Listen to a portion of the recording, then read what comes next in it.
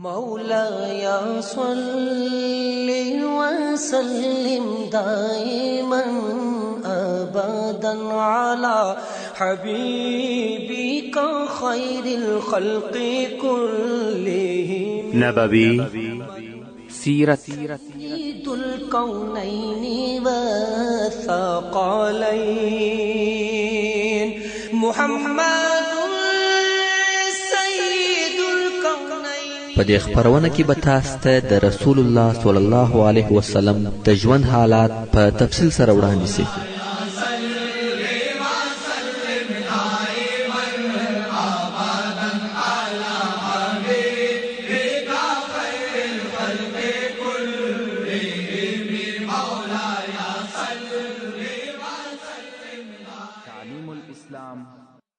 أعوذ بالله من الشيطان الرجيم بسم الله الرحمن الرحيم إن الحمد لله نحمده ونستعينه ونستغفره ونعوذ بالله من شرور أنفسنا وسيئات أعمالنا من يهده الله فلا مضل له ومن يضلل فلا هادي له وأشهد أن لا إله إلا الله وحده لا شريك له وأشهد أن محمدا عبده ورسوله صلى الله عليه وآله وصحبه وسلم تسليما كثيرا. أما بعد، محترم ورونو، موږ هغه حالات بیانول چې الله جل جلاله هغه ذات دی چې تاسو ته برېښنا درښکاره کوي د پاره د بیرې د هغه چا چې ضرر ورسوي یا د پاره د تمع د هغه چا چې ګټه او فائدہ ورسوي. او دغه الله جل جلاله په اوبو درنې اوریځي په هوا کې راپورته کوي. یعنی دغه د برېښنا لیدل د دوو حالتو څخه خالی نه دي. ځینې هغه کسان دي چې د تاوان څخه یې بیریږي، هغه په بیروي، او ځینې هغه کسان دي چې د باران په امید دي، هغه په خوشاله کوي، او په زړه کې د باران طمع پیدا سي. مقصد دا چې د الله جل جلاله ذات د انعام او نعمتو، د انتقام او عذابو د دوارو جامع دی. چې یو مثال یې دا دی چې په دغه اوریاض تالند او برېښنا کې په یو آن کې دوه متضاد کیفیتونه موجود دي چې د عذاب څخه بیره او د رحمت امید دي. مثلا کوم وخت چې اوریاض راسي، تالند او برېښناوي شروع سي، نو خلق په دې امید سي چې باران به ووريږي، خو په عین وخت کې دا بیره هم ورته پیدا سي چې چیرې ټکه یا تندره ونلويږي چې د انسانانو د هلاکت سبب ونه ګرځي. او یا کم وخت چې په اوبو ډکې درنې اوریځي راسي، خلق په خوشاله سي چې ښه بارانونه به وسي او د الهي رحمت سبب به وګرځي، خو په عین وخت کې دا بیره هم ورسره پیدا سي چې دغه بارانو څخه یو لوی طوفان جوړ نشي او د انسانانو د هلاک سبب ونه ګرځي. نو د انسانانو د پاره دا لازمه ده چې د الله جل جلاله د رحمت امیدواره هم وي او په عین وخت کې د عذاب څخه هم وبېریږي. ويسبح الرعد بحمده والملائكة من خيفته ويرسل الصواعق فيصيب بها من يشاء وهم يجادلون في الله وهو شديد المحال. او تسبيح واي رعد په حمد او ثنا دغه الله او نور ټول ملائکه د الله جل جلاله د بیري او هیبت څخه تسبيح واي. او دغه الله جل جلاله ټکی تندري پر هغه چا را لیږي چې د الله جل جلاله اراده وي. حال دا چې دغه خلق د الله جل جلاله په شان کې جدل او جګړې کوي. حال دا چې د الله جل جلاله عقوبت او نیول ډیر سخت دي. د بنو عامر قبیله چې دغه حالات ولیده چې عامر ابن طفیل ته تصور پیښ شو، اربد ابن قیس ته تصور پیښ شو، نو بنو عامر ټول پر اسلام ودرېده او اسلام ته داخل شو. دا د بنو عامر د قبیله د اسلام سبب وو. ورونو، د بني عبد القیس د قبیله څخه یو ډله د مسلمانېدو لپاره مدینه منورې ته راغله چې شمیر یې 40 نفر وو. دغه خلق و اسلام او مسلمانېدو ته په ډیر شوق و کم وخت چې د مسجد نبوي و ساحه یا میدانی ته ورسېده اوشان او سامان یې دغه پرېښول حتی اوشان یې هم و نه تړل په ډېر تلوار او چاپلوکي د مسجد پر طرف ورهیسوه هر یو غواړي چې تر هغه بل ور د مخه سي او د رسول الله صلی الله علیه و آله وسلم سره پر اسلام بیعت وکړي د دوی په جمله کې یو پوه او هوښیار سړی وو چې نوم یې احنف او اشج عبد القیس هم ورته ویل کېده دغه احنف په پوره احتیاط او آرامي په سړه سینه د اوشانو څخه سامانونه کښته کړه اوشان یې وتړل پر سامانو وګرځېدی بیا نو مسجد ته ورغلی هغه نور ټول بیعت کړی وو اسلام ته داخل شوی و دی په آخر کې راغلی او د رسول الله صلی الله علیه و آله وسلم سره یې پر اسلام بیعت وکړي د رسول الله صلی الله علیه و آله وسلم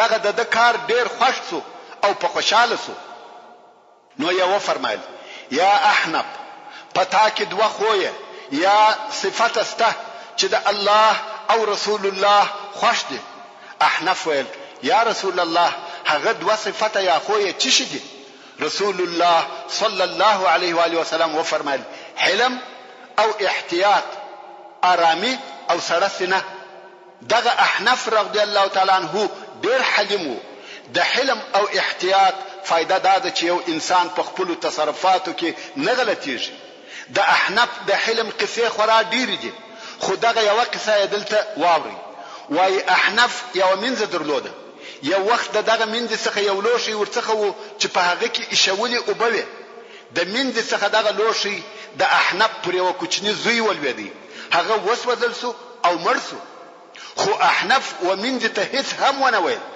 دا یې حلم او بل د خصلت احتیاط او آرامي و په هیڅ کار کې تلوار نه کاوه رسول الله صلی الله علیه و آله وسلم د احتیاط صفت کړی دي او هغه شبل لیدي رسول الله صلی الله علیه و آله وسلم فرمایي احتیاط او آرامي په هر شي کې شته بیل د خیر او آخرت په کارو کې په حقوق کې ځند مکوه دا موای چې ته ودرېږه چې زه فکر وکم مثلا یو چا د خیر او صدقه وکارته وروبللې بیل فکر او حسابه جمع او ضرب مورته کوه هغه د خیر کار وکړه مګر په دنیوي کارو کې احتیاط د انسان د پاره خیر دی بیانو احنف رضی الله تعالی عنہ د رسول الله صلی الله علیه و آله وسلم څخه پوښتنه وکړه او ویل یا رسول الله دغه دوه خوونه ماز د کړي او د ځان عادت می ګرځولې دي ک الله جل جلاله زما په طبيعت کې پیدا کړی دي رسول الله صلی الله علیه و آله وسلم وفرمایل بلکې الله جل جلاله ته پر دغه خویو پیدا کړی احنف رضی الله تعالی عنہ وویل الحمدلله چې الله جل جلاله په ما کې داسې دوه خوې ایشي دي چې د الله او رسول الله خوښ دي دا د الله جل جلاله احسان دی چې د جل جلاله را پکښ پیدا کړي او بیا یې خوښ کړي دي نو بنو عبد القیس مسلمانان سو بنو حنیفه چې یو قوم او قبیله ده چې د نجد په یمامه کې اوسېده ویل کېږي چې دغه قبیله د جنگ د پاره 100,000 نفر درلوده یعنی ډېر لو او قوي قبیله و دغه قبیله 19 نفر مشران د هجرت په نهم کال کې مدینه منوره ته د اسلام راوړلو د پاره راغله چې په دغه ډله کې مسیلمه الکذاب هم مسیلمه ابن ثمامه ابن کبیر ابن حبیب ابن الحارث دغه بنو حنیفه د قبیله څخه دی دغه ډلې د انصار څخه د یو سړي په کور کې واړول او بیا رسول الله صلی الله علیه و آله وسلم ته بیل مسیلمه څخه د اسلام راوړلو د پاره ورغله مسیلمه هلته هغه خپل د اړولو په ځای کې پاتې شو مسیلمه مدینه منوره ته راغلی دی خو په اسلام او مسلمانېدو نه دی راځي څنګه چې مسیلمه د خپل قوم د مشرانو څخه وو نو د قوم څخه مخالفت نسوای کولای ورسره راغلی دی مگر رسول الله صلی الله علیه و آله وسلم ته نه ورغلی د قوم د غراغلو خلقو د رسول الله صلی الله علیه و آله وسلم سره بیعت وکړي او اسلام ته داخل شو او رسول الله صلی الله علیه و آله وسلم ودوی ته هدیه او تحفه ورکړه دا د رسول الله صلی الله علیه و آله وسلم عادت وو چې دغه راغلو خلقو ته به هدیه ورکولې. نو قوم وویل یا رسول الله په موږ کې یو سړی سته چې زموږ د مشرانو څخه دی مګر زموږ سره اوس دلته نه دی راغلی. رسول الله صلی الله علیه و آله وسلم و فرمایل څنګه چې دای ستاسو د سامانو ساتنه او حفاظت کوي او ستاسو خدمت کوي نو بد سړی نه دی. دغه هدیه د هغه د پاره هم د سره واخلي. قوم هم هغه هدیه چې د رسول الله صلی الله علیه و آله وسلم د طرفه د مسیلمه د پاره و ورسره واخیسته او مسیلمه ته ورغله. اول رسول الله صلی الله علیه و آله وسلم دغه هدیه ستاسو د پاره را کړې ده. او رسول الله صلی الله علیه و آله وسلم و فرمایل څنګه چې دای ستاسو خدمت او کومک کوي د سامانو حفاظت مو کوي نو بد سړی نه دی. مسیلمه ویل وګوري محمد صلی الله علیه و آله وسلم زما صفت وکي.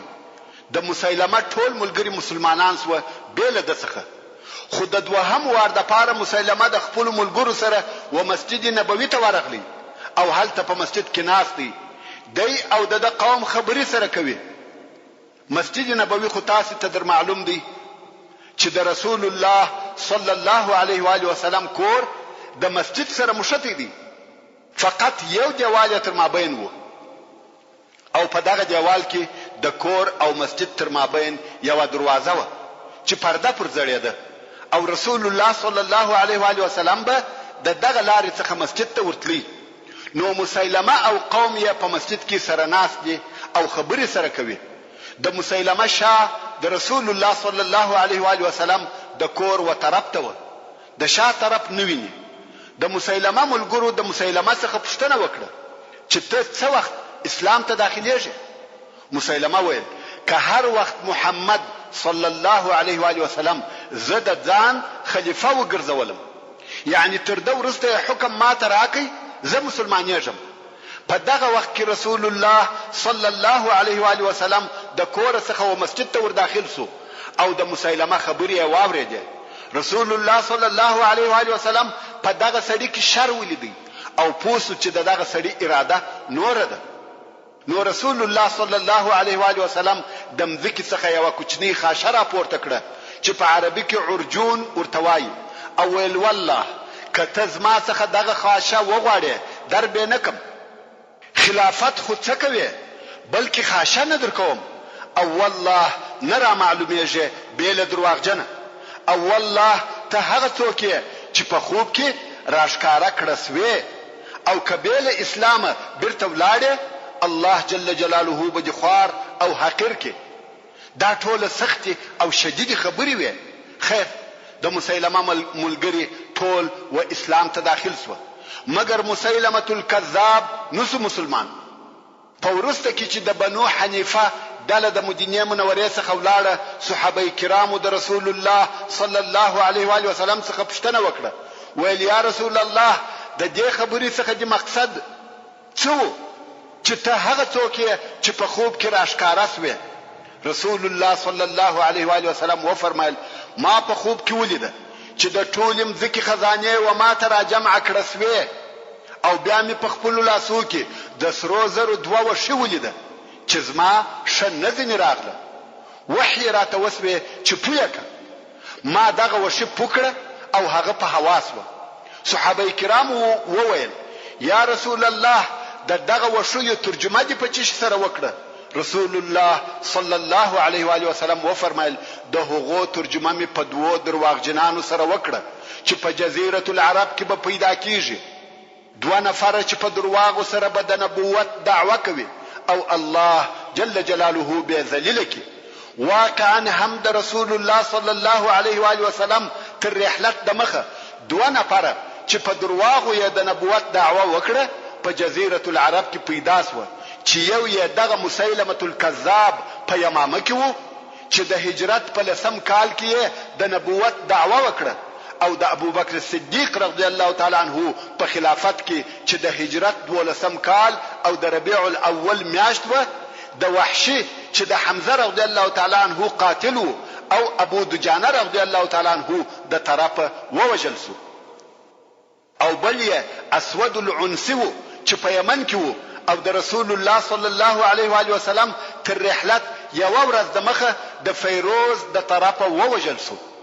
د وجل کېدو خبر د وحی په واسطه رسول الله صلی الله علیه و آله وسلم ته راغلی او صحابه کرامو ته دغه خبر ووایه، خو ابو بکر صدیق رضی الله تعالی عنہ ته چې د رسول الله صلی الله علیه و آله وسلم خلیفہ و د خلق فواسطه د یمن څخه خبر را ورسېدی. د مسیلمه الکذاب قصه اوږده ده، خو کوم وخت چې خپل وطن یمامې ته ولاړی د خپل ځان او د نبوت په باره کې فکر کاوه، ترڅو چې داسې دعوه وکړه چې دی د الله جل جلاله د طرفه د رسول الله صلی الله علیه و آله وسلم سره په نبوت کې شریک کړه سو او د ځان د پاره د نبوت دعوه وکړه. د ځان څخه د شعر پر قسم به معنا جملې جوړولې او ویل به چې دغه وحی دی چې و ما ترا نازلیږي. خپل قوم ته شراب او زنا ور حلال کړه، خو پر دغه سربېره هم دا شاهدی ادا کول چې رسول الله صلی الله علیه و آله وسلم نبی دی. د یمامې څخه و رسول الله صلی الله علیه و آله وسلم ته لیک ولېږي چې لیکلی و من مسیلمه رسول الله الى محمد رسول الله. خبر اوسه چې ماته هم دغه د نبوت په کار کې ستا سره شراکت راکړ سو. د مځکې نیم امر او حکم زموږ دی او نیم یې د قریشو، مگر قریش داسې قوم دی چې تجاوز کوي. رسول الله صلی الله علیه و آله وسلم یې په جواب کې لیک ورولېږي چې ورته لیکلی و بسم الله الرحمن الرحیم من محمد رسول الله الى مسیلمه الكذاب. دغه وخت څخه د مسیلمه لقب کذاب سو. السلام على من اتبع الهدى اما بعد. ځکه د الله جل جلاله ده او هغه چاته ورکوي چې د خوښوي او آخرت د پرهیزګارانو دی. مسیلمه الکذاب دغه وخت څخه وخپلو کاذبو ادعاګانو ته دوام ورکړي او دغه د درواغو دعوه د یو مسلمان نفر په مرتد کېدو سره نور هم شهرت پیدا کړي چې هغه قصه داسې و. کوم وخت چې د بنو حنیفه ډله مسلمانان سو، د هغې ډلې څخه یو نفر چې نهار ابن عنفوان نومېدی دلته په مدینه منوره کې پاتې سو. قرآن کریم یې په یاداوه او د اسلام احکام یې زده کول. سوره البقره او سوره آل عمران یې د ابی ابن کعب رضی الله تعالی عنہ په کومک په یاد کړ. نور د اسلام احکام یې هم زده کړ څو د سره کافی علم او معلومات جمع سو. د قرآن مجید څخه ډېر حصہ په یاد کړ. ابو هريره رضی الله تعالی عنہ په یو حدیث کې روایت کوي وایي زه او دغه نهار او د انصارو څخه بل دریم نفر سره ناستو چې رسول الله صلی الله علیه و آله وسلم راغلی او یو عجیب خبره وکړه. موږ درې نفر ناستو. رسول الله صلی الله علیه و آله وسلم و فرمایل ستاسو څخه یو نفر په اور کې دی، یعنی ستاسو درو نفر څخه یو نفر دوزخ ته ځي. ابو هريره رضی الله تعالی عنہ وايي زه پر خپل ځان ډیر زیات وبېریدم او پس له څه مودې څخه هغه انصاری هم پر اسلام وفات سو. وايي زما ډیر نور هم زیات سو ځکه د هغه درو نفر څخه زه او نهار پاتې سو او نهار عابد عالم او د قرآن مجید حافظ دی. همیشه المنځ او عبادت کوي، د قرآن مجید په یادولو او حفظولو مشغول دی. نو زه پر خپل ځان ډیر بیریدم چې هغه دوزخي زه نه یم. او بیا رسول الله صلی الله علیه و آله وسلم دغه نهار د بنو حنیفه و قبیله ته ولېږي چې وهغه ته اسلام او د اسلام احکام وروشي، ځکه د اسلام څخه ډیر شیان زده کړي و. نو ویل و بنو حنیفه ته ورسه چې په خپل دغه نهار قبیله و د دین احکام وروشه. نهار هم رئیسو او یمامې ته ورسېدی. د مخه تر دې چې د خلقو سره یو ځای سي مسیلمه الکذاب وروغشتي او ورته ویل یا نهار کدی و خلقو ته وویل چې مسیلمه نبی دی زبدي د ځان وزیر وګرځوم. د نهار هم د دنیا طمع پیدا سو. دی فقیر او غریب سړی وو او اوس په یو ور وزیر کیږي، دنیا ورکش کی. کوم وخت چې د بنو حنیفه مسلمانان او کفار ورته راټول سو او د ده څخه پوښتنه وکړه چې محمد صلی الله علیه و وسلم څه ویل؟ نهار ویل. محمد صلی الله علیه و وسلم ویل چې مسیلمه هم ما غوندي یا زما پر قسم نبی دی. د بنو حنیفه څخه هغه کسان چې مسلمانان سوي وو هغه خلق د دغه نهار په واسطه بیرته مرتد سو او د بنو حنیفه خلقو مسیلمه په نبوت ومني چې د نهار دغه کار د مسیلمه الکذاب د نبوت د شهرت سبب وګرځیدي. دغه قصه موږ ته یو ډیره مهمه لارښوونه کوي. هغه دا چې موږ خلق نسو پیژندلای. هو رسول الله صلی الله علیه و آله وسلم د دغه سړي په باره کې د الهي وحی او معلوماتو په سبب پیشګویي کړې و او موږ ولیده چې هغه څه وکړ. خو موږ امت عاجزه بندگان یو. بل هغه څخه چې الله جل جلاله او رسول الله صلی الله علیه و آله وسلم په خبر کړی یو او بل ظاهری حالت څخه نور څه نسو ویلای.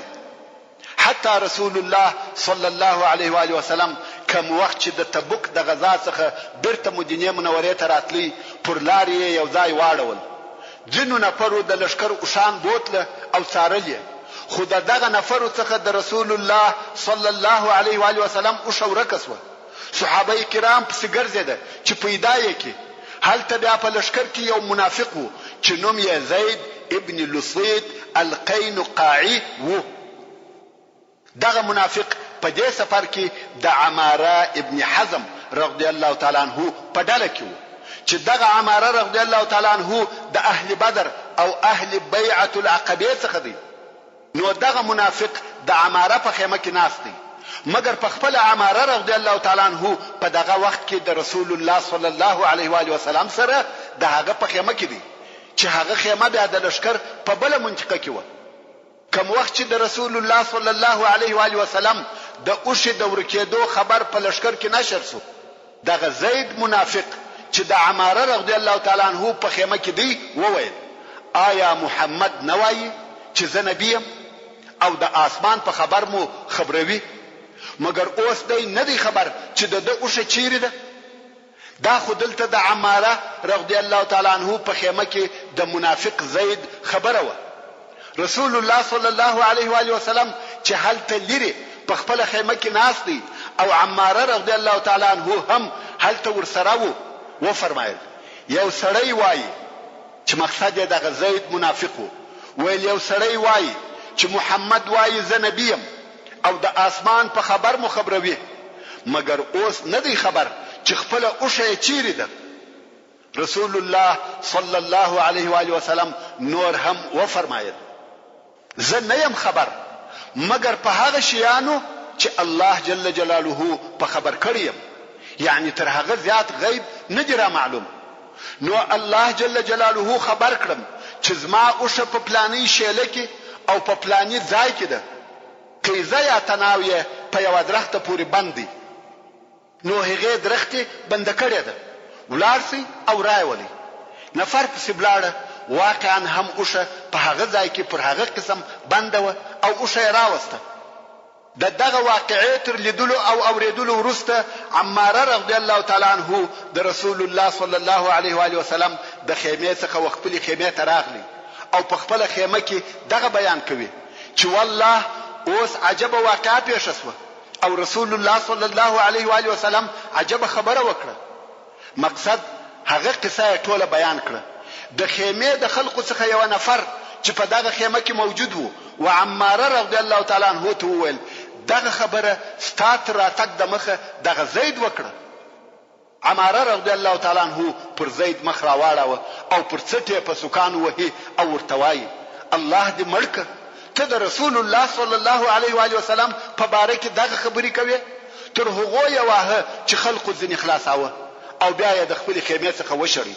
مقصد دا چې غیب بیل الله جل جلاله وبل هچاته نه دی ور معلوم. لا يعلم الغيب الا الله.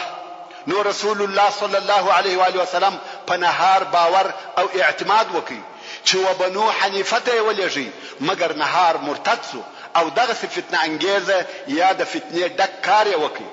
نو ځکه علماء کرام وایي که یو څوک غواړي چې په یو چا پسې اقتدا وکړي او د هغه متابعت وکړي نو د داسې چا متابعت کوي چې هغه پر اسلام وفات شوی وي او پر خیر خاتمه شوی وي مګر ژوندی انسان د هغه د فتنې او خرابېدو ضمانت څوک نشي کولای ته نه خبر چې څه وخت او کله څنګه او چیرې په فساد او فتنه اخته کیږي او د حق لارې څخه اوړي لکه نن ورځ چې داسې ډیره پیښه ده بیرته خپلې قصې ته راګرځو ورونو مدینې منورې ته د مسلمانېدو دپاره په ډلو ډلو خلق او قبیلې راتلې د هغه مهمو ډلو څخه یوه هم د طی د قبیلې ډله ده چې په حقیقت کې دا ډله نه وه بلکې رسول الله صلی الله علیه و آله وسلم یوه سریه ولېږل چې د طی قبیله فتح کړي عدي د حاتم طائي زوی د طی د قبیلې مشر او رئیس و دا هغه حاتم طائي دی چې په سخا سره مشهور و او تر اوسه پورې نوم یادېږي عدي دغه حاتم طائي زوی او د طی د قبیلې رئیس دی عدي ولیده چې اسلام ورځ په ورځ نشریږي نو دی په بیره کې و او همیشه به احتیاط کاوه د مدینې منورې او طی پر لار هلته یوه صومعه وه چې په دغه صومعه کې د نصاراو ځینې راهبان اوسېده نو عدي دغه صومعه و یو راهب ته ویلي و که د هر وخت د مسلمانانو لشکر او بیرغان ولیده چې زموږ پر طرف را رهیدي ما ته خبر راک غواړي چې وتښتي عدي د تیښتې او سفر دپاره بوده او د سفر ټول لوازم تیار او آماده کړي دي د تیښتې دپاره پر دوو ګوتو ناست دی کم وخت چې هغه راهب د مسلمانانو د سریې بیرغان او لشکر ولیده نو یو عدي ابن حاتم طائي ته خبر ورکړي چې د مسلمانانو لشکر را رهیدي که ستا د یو کار اراده وي هغه وکړه عدي ابن حاتم څه وکړه فقط خپل ښځه او اولادونه یې ورسره رهي کړه او مالونه یې ورسره واخیسته طی یې پرېښاوه او د شام پر طرف د شام و نصاراو ته وررهي سو مسلمانان راغله طی یې ونیوی څوک چې تښتېدلی سوای هغه وتښتېده او هغه پاته نفر بندیان ونیول سو د بندیانو په جمله کې یوه هم د عدي ابن حاتم طائي خور وه بندیان مدینې منورې ته راوستل سوه او مسجد ته نږدې ځای ور جوړ کړي بندیان یې په دغه ځای کې واچول رسول الله صلی الله علیه و آله وسلم چې بل مانځه ته تللی دغه بندیانو ته به ور وګرځېدی کم وخت چې رسول الله صلی الله علیه و آله وسلم و بندیانو ته ورغلی دغه بندي ښځه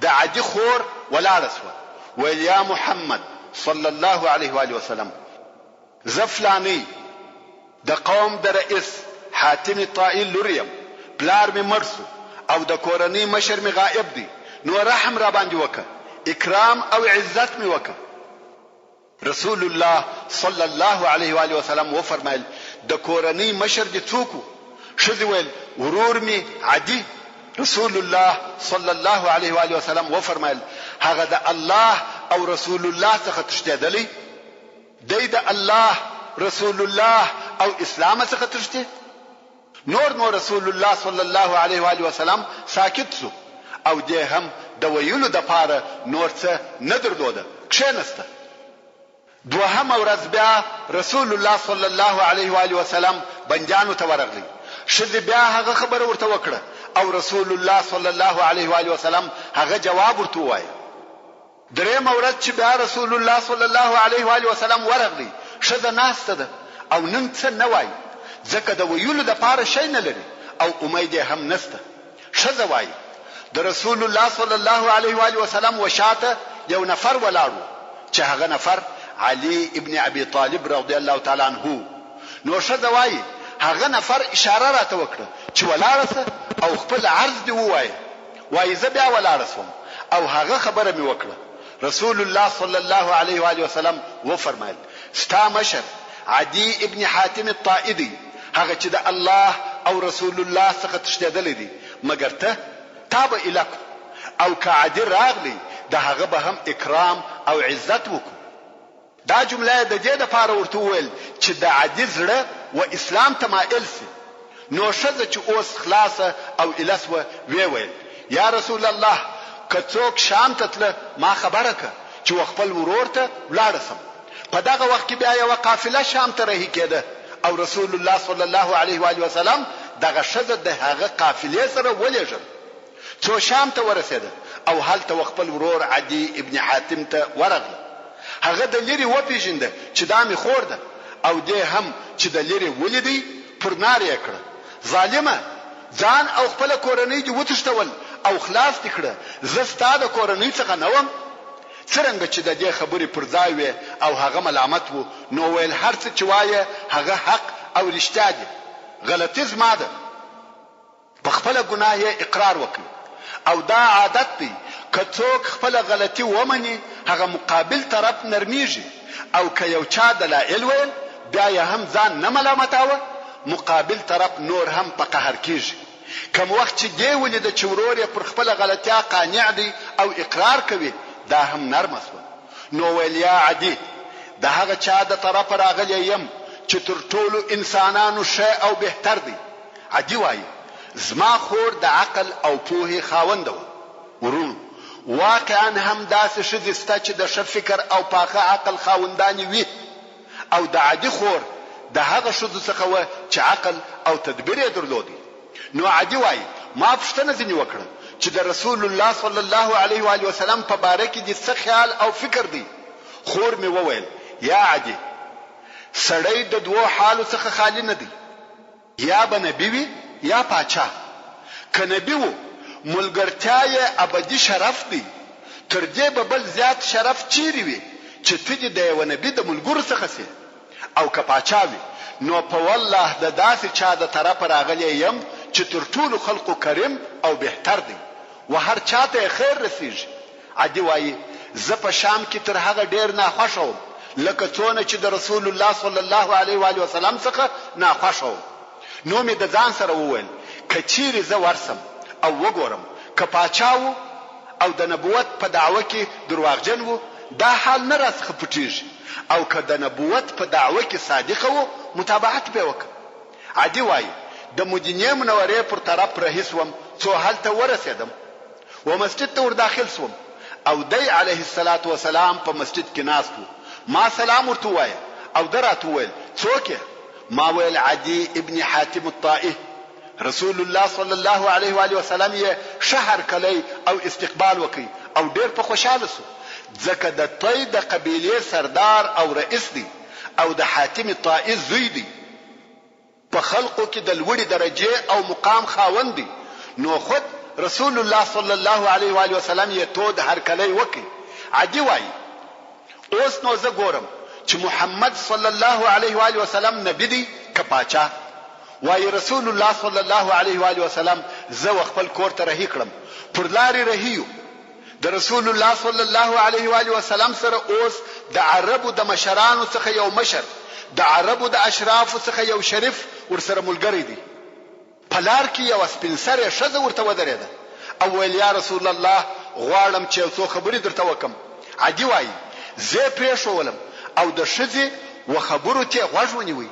تقریبا یو ساعت تیر سو زه ولاړ یم او رسول الله صلی الله علیه و آله وسلم د ښځې و خبرو ته غوږ نیولی دی. عدي وایي ما د ځانه سره وویل چې والله محمد صلی الله علیه و آله وسلم پاچا نه دی. د پاچاهانو اخلاق داسې نه وي، دا د انبیاو اخلاق دي چې د ضعیف او سردار فرق نه پر کیږي. څونه چې د ساداتو او اشرافو مراعات اهتمام او غمخوردنی کوي په هغه اندازه د غریبانو بیوزلو او ضعیفو غمخور هم وي. عدي وایي کم وخت چې د هغه سپین سرې د خبرو څخه فارغ سو نو یې زه رهي کړم څو کور ته ورسېدو. کور ته ورننوتلو په کور کې یې هیڅ شی نسته، یوه بوریا ده او یوه کوچنۍ نالیچکه. د نالیچکې پوښ د څرمنې و او په خاشو ډکه وه. په نس کې یې نه وړۍ وې نه پنبه بلکې د خاشو ډکه ده. په ټوله کور کې یې بل هیڅ شی نسته. نو ما د ځان سره وویل دا د پاچا کور نه دی بلکې دا د نبي کور دی. عدي وایي کوم وخت چې موږ د ناستې اراده وکړه هغه نالیچکه یې ماته راکړه او ویل پر دغه کښېنه. وایي ما بیرته وده صلی الله علیه و آله وسلم ته ورکړه. ما ویل یا ته پر کښېنه. ده علیه الصلاة والسلام بیرته ماته راکړه ویل ته پر کښېنه او ډېر یې راته وویل څو زه هغه د خاشو پر دالیچکه کښېنستم او دی علیه الصلاة والسلام پر مځکه کښېنستی. بیا مې د ځان سره وویل والله د پاچا کارونه داسې نه وي بلکې دا د نبوت اخلاق دي. بیا نو رسول الله صلی الله علیه و آله وسلم راته وویل یا عدی آیا بیل یو الله بل اله در معلوم دی؟ ما ویل یا. بیا یې ویل آیا تر الله جل جلاله بل لوی شی در معلوم دی؟ ما ویل یا. بیا رسول الله صلی الله علیه و آله وسلم یو عجب خبره راته وکړه ویل یا عدی آیا ته پر رکوسیت نه یې؟ عدی وایي زه په تعجب کې شوم. رکوسیت یو داسې دین دی چې بالکل د بینه تللی دی. داسې څوک نسته چې پر هغه دین دی وي بې له ما څخه. څرنګه چې عدي د ادیانو په باره کې کتابونه مطالعه کول او ویل نو د معلوماتو خاوند و او دغه مطالعې د لارې د رکوسیت دین ور معلوم شو نو یې دغه دین د ځان د پاره خوښ او اختیار کړ. او رکوسیت داسې دین دی چې د نصرانیت او يهودیت په مابین کې دی. عدي وایي خلقو دا فکر کاوه چې زه نصرانی یم مګر په حقیقت کې زه رکوسی وم او زما ښځه ورونه بلکې ټوله کورنۍ په دې نه خبر چې زه رکوسی یم. د ټولو دا خیال وو چې زه نصرانی یم مګر زما حقیقي عقیده د رکوسیت و او چاته مې نشکاره کول. خو د رسول الله صلی الله علیه و آله وسلم په جواب کې به وویل هو زه رکوسی یم. بیا رسول الله صلی الله علیه و آله وسلم راته وویل ته هغه نه یې چې د خپل قوم څخه مرباع اخلي؟ مرباع یو قسم ټکس یا مالیات چې اصلا د غنیمتو څلورمه حصه وه. دغه مرباع یې پر خپل قوم لازمه کړې وه چې وده ته به ورکول. نو اوس رسول الله صلی الله علیه و آله وسلم ورته وایي ته د خپل قوم څخه مرباع نه اخلي؟ ما ویل هو اخله به. رسول الله صلی الله علیه و آله وسلم راته وویل دغه د مرباع اخیستل خو ستا په دین کې حرام دي. ما ویل هو والله نه دي راته روا.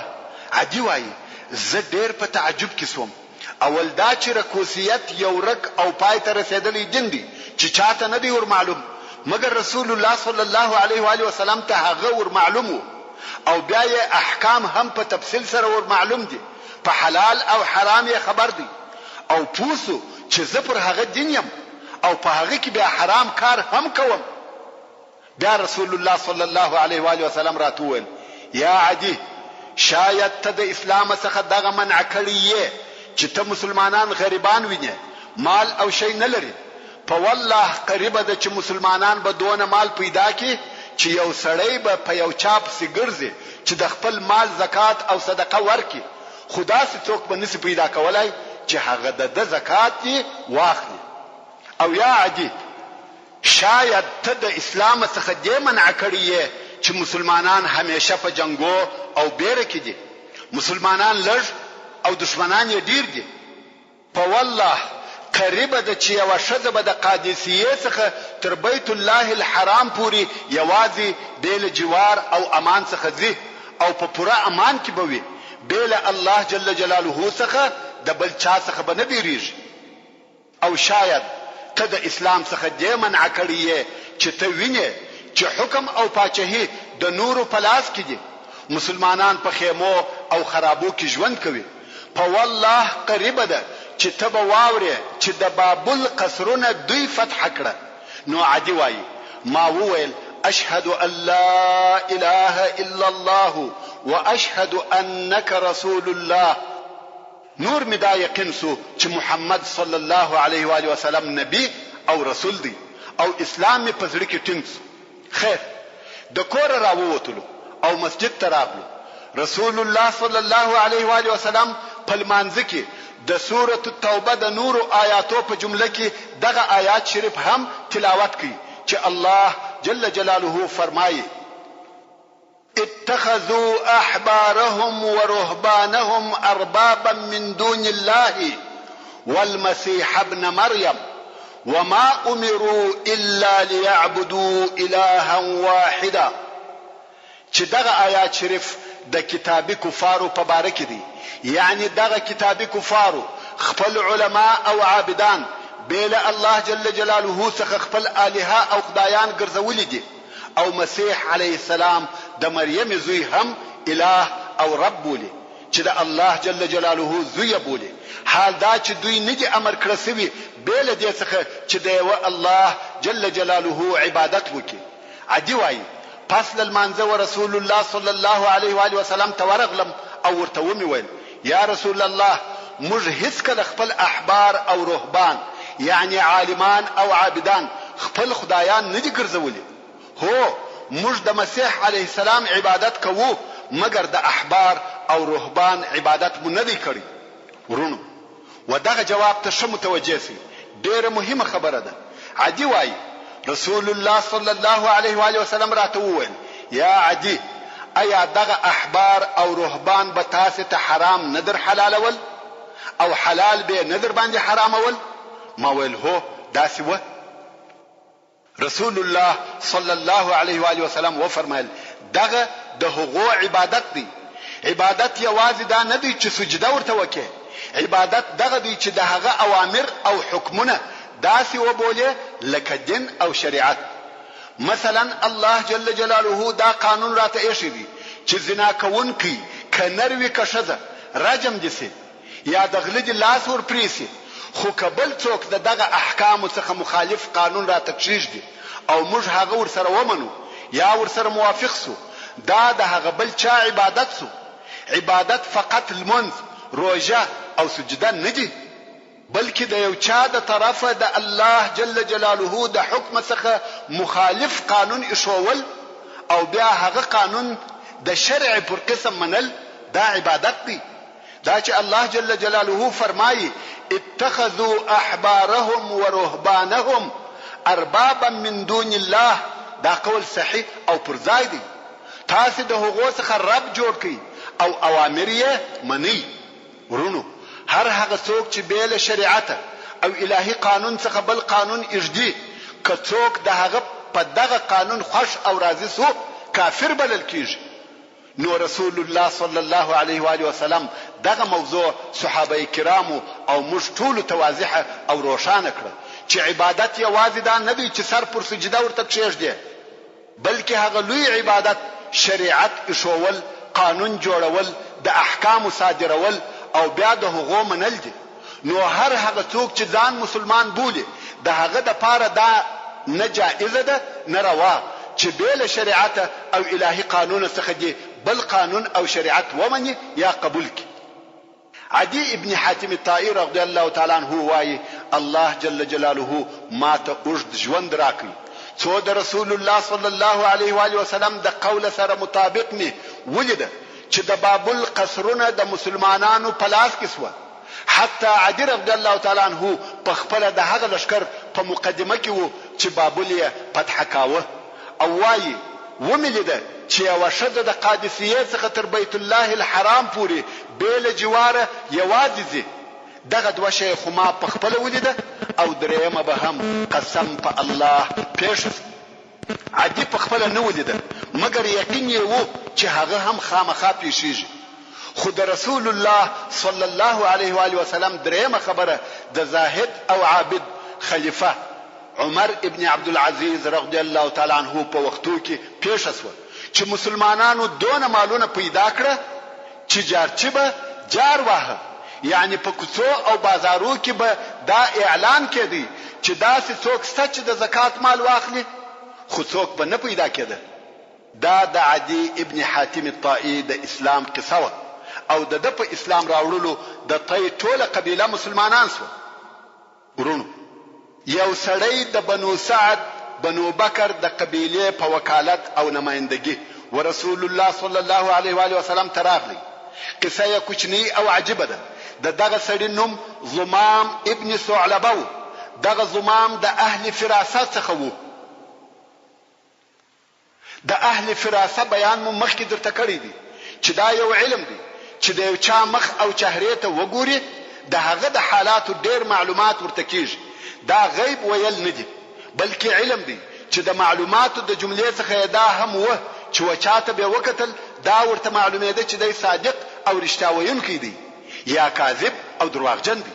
نو دغه زمام چې په دغه علم کې پوه او ماهر وو او د قوم په د پوره باور او اعتماد درلودي ځکه دی هیڅ وخت نو خطا وتلی خاصتا بیا زمام په دغه ډیر پوهېدی چې صادق او کاذب یې د هغه د مخ په لیدلو پیژندي حتی د خبرو څخه په پوهېدی او د زمام د قوم دا عادت وو چې د یو چا یا یو شی معلومات به کاوه زمام به ورولېږي نو اوس هم قوم ورته ویل یا زمام څنګه چې ته پوهېږې او دغه د فراسې د علم خاوند نو ولارسه دغه نفر را وګوره چې مقصد یې رسول الله صلی الله علیه و آله وسلم وو چې صادق دی که کاذب ستا او د هغه تر ملاقات وروسته او بیا ستا د نظر تر اوریدلو وروسته موږ تصمیم نیسو نو زمام ابن ثعلبه هم مدینه منوره ته رهیسو او هلته ورورسېدی مسجد نبوي ته ورننوتی رسول الله صلی الله علیه و آله وسلم د خپل اصحاب سره ناست دی زمام یې نه پیژني نو یې پوښتنه وکړه ویل ستاسو څخه کم یو ابن عبد المطلب دی رسول الله صلی الله علیه و آله وسلم و فرمایل زیم زمام ویل یا محمد صلی الله علیه و آله وسلم زه خبرې در سره کوم او په خپل خبرو کې شاید یو څه سخت الفاظ استعمال کم خو ته مخه پکېږه یعنی زما خبرې به صریح او واضحه وي د ادب به خالی وي مګر ته به نه خو به کېږي رسول الله صلی الله علیه و آله وسلم و فرمایل وایه زمام ویل یا محمد اسمانونه چا پیدا کړی دي سوال یا پوښتنه یې ډیر بسیط او اسانه و مگر رسول الله صلی الله علیه و آله وسلم ته ګوري رسول الله صلی الله علیه و آله وسلم و فرمایل الله بیا یې ویل ځکه چا پیدا کړی ده ویل الله بیا یې ویل یا محمد غرونه چا درولې دي او پمځکه کې لوړ کړی دي ویل الله زمام ویل په هغه الله پښتنه در څخه کوم چې مځکه او اسمانونه او غرونه پیدا کړی دي آیا ته الله را لېږلی رسول الله صلی الله علیه و آله وسلم ویل هو زمام ویل اشهد ان لا اله الا الله وانك رسول الله فقط دغونه ویل د چې رسول الله صلی الله علیه و آله وسلم صادق دی د دروغجن هیڅ علامه پکښې نشته نو د شک وتلی نبی او صادق دی زمام ابن ثعلبه رضی الله تعالی عنہ مسلمان سو او د په اسلام ټول بني سعد بني بکر اسلام ته داخل سو محترم ورونو د پات ډلو بیان به پراتلون کې واوري ان شاء الله تعالی وما توفيقي الا بالله وهو السميع العليم وصلى الله تعالى على خير خلقه محمد وآله وأصحابه وأهل بيته أجمعين. تعلیم الاسلام رادیو ستاسو د ذهنونو روښانه کوونکی تشرب من وحي الرحمن 9.9 FM کندهار